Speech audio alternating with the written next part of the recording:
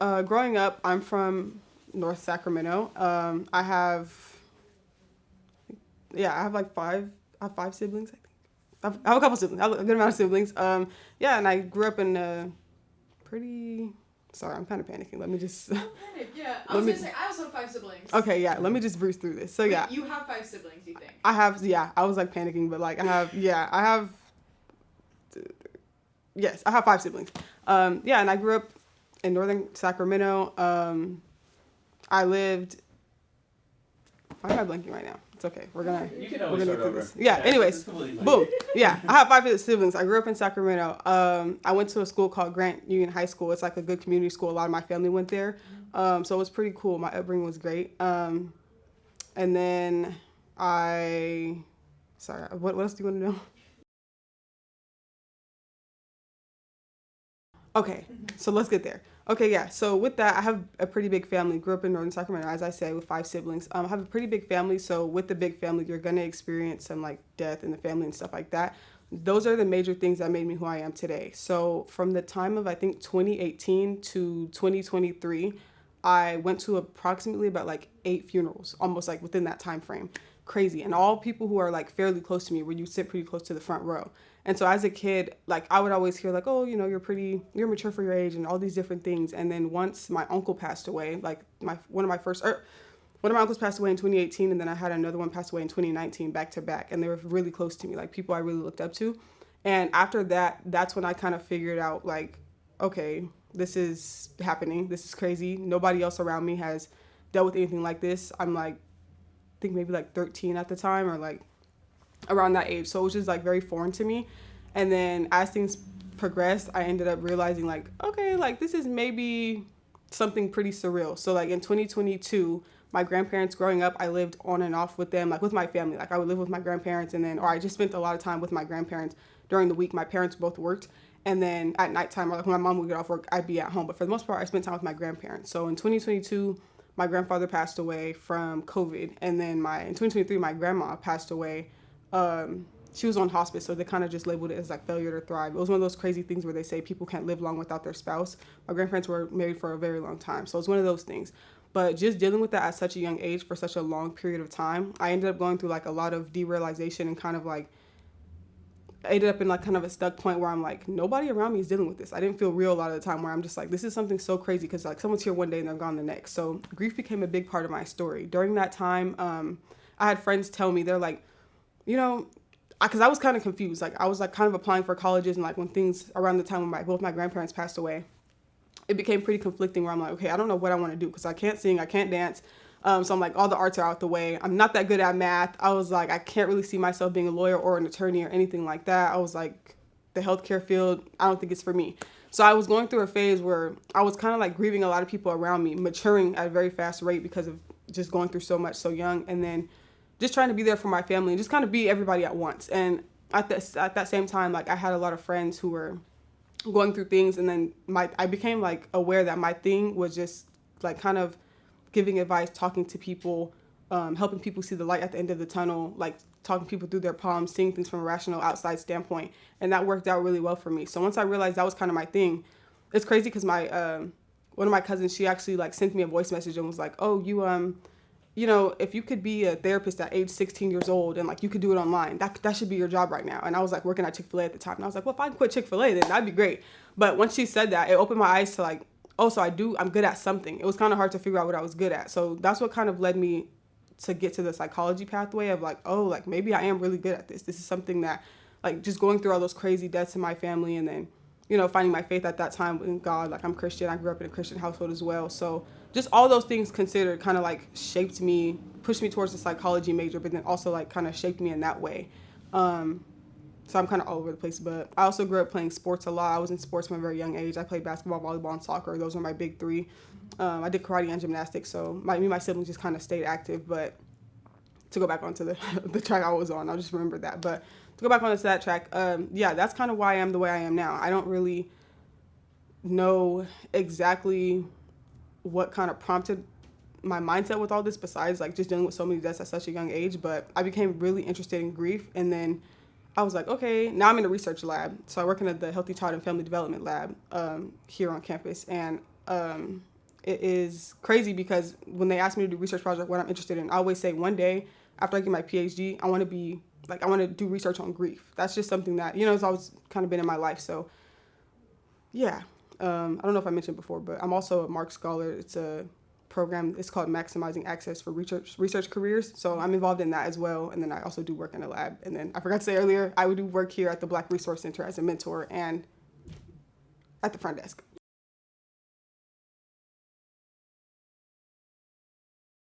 I kind of took it step by step and day by day. It's kind of crazy. After my uncle passed away, it was my grandma's youngest son. So this was kind of like the pivotal moment. After he passed away, so I grew up kind of Christian, but I never really went to church. My family stopped going after I was born. So I didn't really have much knowledge with things like that. Like, your family would say, oh, like pray before you eat and like pray before you go to bed. And I did those things, but there was no weight behind it. I think I was like 13 at the time, so I didn't really understand any of it.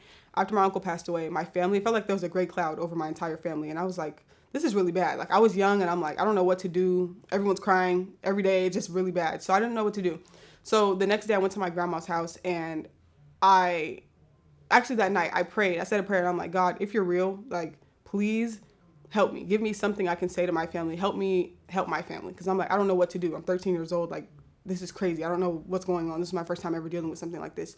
So the next day I go to my grandma's house after saying that prayer. That was my first time ever like having an anxiety attack. It was really bad. Next day I go to my grandma's house. I'm sitting next to her.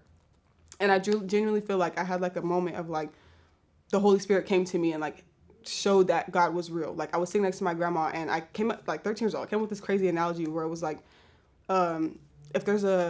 if you're a gardener, right, and you have this house and you have a garden outside and you go out into the garden and you're going to pick a flower, you're like making a bouquet to put on your table. Aren't you going to pick the flowers that have already bloomed? And then if you look at it in human terms, have already fulfilled their purpose, right? So you're not going to pick someone who hasn't fulfilled their purpose or done everything they were meant to do. You're going to pick the flowers that have already bloomed, right? Same thing if you like translate it. So I was telling her that I'm not thinking anything like, I don't know. I didn't even know what I was saying at the time. I was just kind of like rambling, but I was telling her that. And I'm like, so it's like the same thing with God. If he looks into the world, he's going to look at the humans who have already fulfilled their purpose. Everybody's like marked with a purpose. I really believe that. And it's the same thing with that. So when people die, it's not necessarily anything personal to you. Like people would, you feel things so deeply, you feel things so personal. Like, oh, this was taken from me. This person was taken from me. This was, my person. And I think at that moment I learned, and I also taught someone else that things in life are not always so personal. Sometimes you are collateral damage in a much bigger purpose. Everybody has a simple purpose, and when their purpose is fulfilled, that is when I believe that people die. So I had that whole conversation with my grandma. She ended up like crying, and I feel like I kind of snapped out of a trance after I got done talking. And I just like, she had this whole new standpoint or like view of things, and it helped. So after that, I was like, well, I just prayed and said, God, if you're real, help me. This was a crazy moment the next day. After that, I locked in completely. I bought a Bible. My family didn't go to church, but I started watching like sermons and stuff on YouTube. And I feel like God really helped me out of that time. Like that was something I really put my faith in and my weight behind and like truly believe that. I was like, I just had a newfound understanding of what it was. And instead of taking things so personally and feeling like I was a victim or like trying to help my family understand that we're not victims in this, like when people pass away, it is very sad. And if we're going to put our faith and our weight behind something, then make sure you fully understand what's actually happening. So that's kind of how I dealt with that. Through prayer, reading the Bible, I feel like just taking things day by day. You can't, like grief is an unimaginable thing and it's a roller coaster. Like to this day, I'll see something or hear something and it'll trigger me and I'm like, dang, like this is something I lost. And I'll like feel upset and I'll cry. But I think feeling things in the moment when I needed to feel them is what really helped me. I also did therapy as well. I feel like that's like me, somebody who wants to become a psychologist. Like I truly believe that. So I think taking things day by day and just learning as you go, you can only live life 24 hours at a time. So I have a lot. I do have a lot to be proud of. I would say last night I had a mentee meeting with one of my mentees and I just sat there and like I had one of those moments where I just realized like, wow, I've come so far and that people actually look up to me and respect me and they come to me for like wise counsel and for guidance and when they're feeling low and they feel safe to come to me. I think stepping into that role of being a mentor that someone is like looked up to, because I do have one younger sibling, but it just feels good knowing that I'm doing something right. So I feel like that's one of my main accomplishments. Getting into college is a big one. I was scared when I got into my research lab. I was like, I don't know what's going on. I've never done research. I don't know why I'm here. I know I'm here, so I'm here. And I feel like this is a part of my pathway somehow. But I'm very proud of that. I was so scared going in. I'm just like, I don't know what's going on. And then now I feel more like established and accomplished. And it's like a learning thing. So I have being in my research lab, getting into college, and like still being here, and being a mentor is like maybe the top things I feel like I take pride in. I keep forgetting all my involvements, but I'm the president of the Black Psychology Student Association here on campus. And last year I had this like passion project and I called it Conversations Cure Campus. And it's like a in-person speaker series of just like people in the community who just want to tell their story, want people to know more about them. And I would just like, I posted a Google form and I'm like, if you're interested, fill this out, and then like it'll be chairs. I have it in here too, and like it's just 2 chairs up here, and then there's like rows of chairs, and people just come get to know someone else. So I've been so busy this semester, like crazy. My Google Calendar looks a mess, and so one goal that I have is for next semester to make time to restart this, because we have like regular general body meetings, and this was kind of my passion project on the side that I do on Fridays, but I really want to hone back into that, like get back into that, and like promote it to like all the new incoming freshmen who have come in, because they weren't here when I first started it and everyone loved it. So I think that's one of my goals, is to start that back up, pour into it more, make it a big thing, make people feel important and seen, make people feel like there's a space for them to come and like tell their story or like talk about things and like get to know more people. So that's definitely an important goal I have. The next goal that I have is to it kind of all ties into just like graduation and getting into grad school. But whether or not I get into a PhD program straight out of undergrad, or if I go into a master's program, that's the goal. I want to just keep getting straight A's. I have straight A's at the moment as of this semester. So I want to keep that up for the next, until I graduate. And then I want to be a perfect candidate to get into some great grad school programs. Yeah, so the ultimate goal as of right now, because it changes quite often, not too drastically, but yeah, that's okay too. Yeah, one of my ultimate goals is to be a clinical psychologist with a specialization in therapy, have my own private practice, so I can do that on the side. But also, like, I'm really big on giving back to my community, so I would like to host, like, maybe have seminars or something at local high schools or community centers, like wherever I'm at, and teach people coping mechanisms and skills. I also want to do research on like the outcomes of like adverse childhood experiences and all other things of that nature.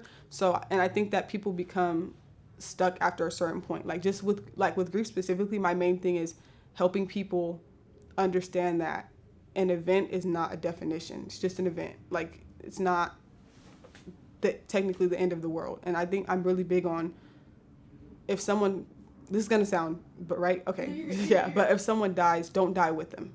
Like if you're still living, like that's my big thing, is like, do not be stuck where you got hurt at. So I really want to help people like in those communities, because I'm like, if anything, the communities with like the low income communities are the ones that need the most help but don't have the most resources because of the money. So I really want to set myself up to be financially set in one aspect of my life so that I can give back to those communities in that way. But I'm very big on outcomes. I think people a lot of time feel stuck or like make a lot of mistakes or don't necessarily fulfill their dreams or keep chasing the dreams that they once had once someone close to them passes away. And I think that's a very common thing that most people don't talk about. There's not a lot of research on grief. So that's something I really would like to focus on. But yeah, that's my ultimate goal, having my own private practice as a clinical psychologist, and also being able to, I would like to travel and do that as well. Have like different things that teach coping mechanisms and how to not stay stuck, essentially. I'm one of those people who consistently raise the bar, and it's hard for me to know when I accomplish something. And they say like, oh, you'll never reach the bar if you keep raising it. Like that's a famous quote. And I'm like, that's real. I genuinely feel that, because I'm like, yeah, I am one of those people. I think I'll know I'm successful when I'll frame it this way. My ultimate goal in life is to be around my family, be happy, be healthy, and then translate that or like push that onto others. So I think I'll know. I don't know. I guess I'll say it like this. I don't know if I'll ever know when I'm fully successful. I think it's going to be a day-to-day thing. I think my thing lately has been, I had a very interesting month of October and I just turned 20 as well on November 5th. So I feel like I'm having one of those early adulthood brain switch things. But my thing now is just win the day. So I feel like if I get to a point where I'm having, this is hard. No, I know it is hard. Don't worry. Yeah, I don't want to get too, like, yeah, let me think. I think once I have my degree, like at the highest level that I want to reach, and that I'm surrounded by my family, maybe I'm married and I have children or something like that, and I'm mentally well and wise enough to pour into my children and my family around me, and I have a stable income and a stable like household, and my family's okay, then that will be when I know I'm successful. Okay, just based off of what I went through recently, like October, I was like in and out of the hospital. Every week of October, I was at Kaiser. Me and the security guard are like friends now. It's crazy.